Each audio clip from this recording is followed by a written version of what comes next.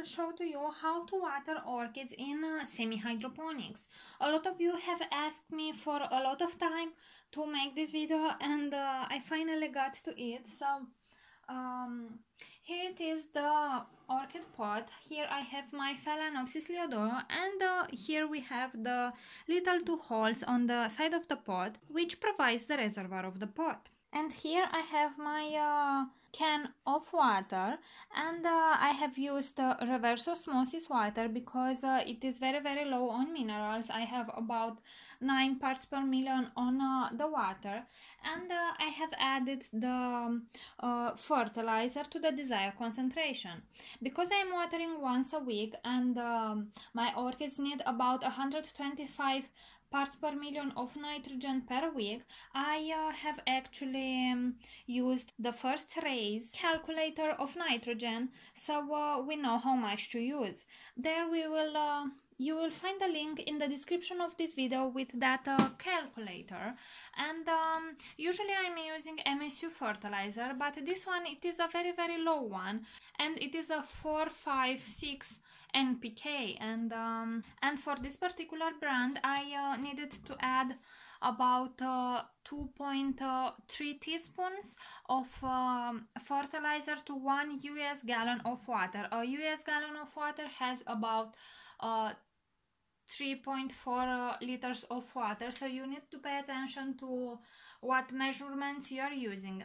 As I said, I am out right now of MSU fertilizer. That is the best fertilizer on the market, or at least in my experience, but my orchids grow very well with other fertilizers as well. As I said, I put that concentration, and I will show to you now what is the total parts per million in the water. So here you go. For about 125 parts per million of nitrogen, I have about 280 ppm total dissolved salt. So that is the amount I am using to fertilize my orchids, and also I have used some of this pH down solution.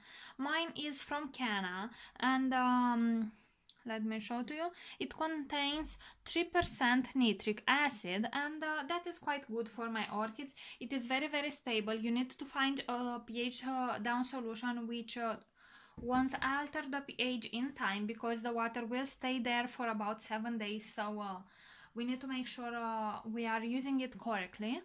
And I am usually using other products as well, as fish mix and other biofertilizers, but I will take each and every single one of those in another video, because I don't want to make a too long video. It doesn't matter if the reservoir is really empty.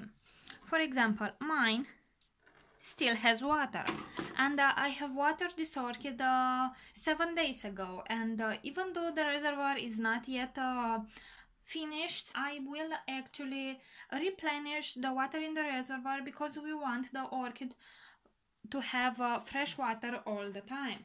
So I will fill rapidly the pot to the top, like so, and I will let it drain through the drainage holes on the side of the pot. It is very important you are filling up the pot, as I said, because the water also contains oxygen, and the roots grow much better when they have a high amount of oxygen. Some people that have a lower amount of orchids, a lower number of orchids, actually like to water even more often than this, because they want to provide as much oxygen to the roots as possible, and that ensures a very good root system and a very healthy root system. I am particularly watering once a week, as I said, and that is doing a great good for my orchids. You can see I have all sorts of roots that are surrounding the pot, and the pebbles will wick up the water to the top, and we will have that after 1 or 2 days we will have that small dry land on the top. But as I have explained in the past, that is doing no harm to the orchids. So right guys, you can see that it is very easy to water, and I am personally using here a plastic bucket and a little grillage on top. So usually I am putting more orchids, and I am making sure that these holes, they are always oriented to the middle of the pot, because otherwise we will have water leaking down and we don't want to make a mess. Okay guys, I think this is all for today. I hope you have enjoyed this video. If you have any questions, please leave them in the comment section below. Thank you very much for watching, and see you all next time. Bye!